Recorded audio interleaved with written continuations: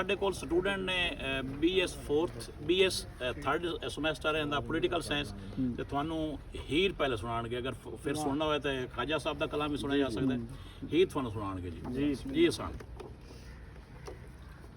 अव्वल हम्द खुदा दा वेद की जय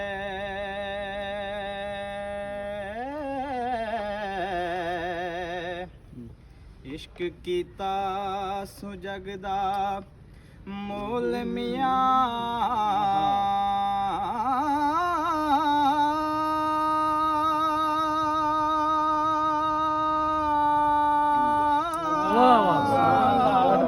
पहले आप सिरब ने इश्क किताब हो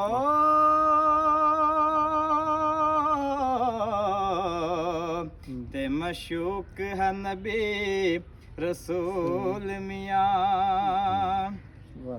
इश्क पीर फकीर दा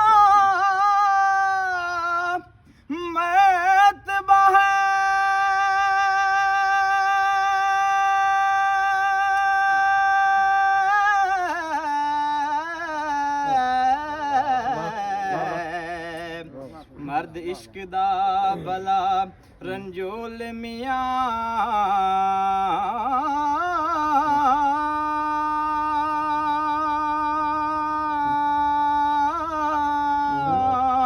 खिले तिन्हां दे बाग कलूब अंदर हो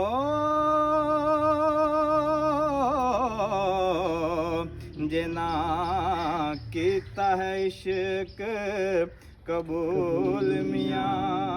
वाह वाह वाह वाह। हीर आख दी चलो।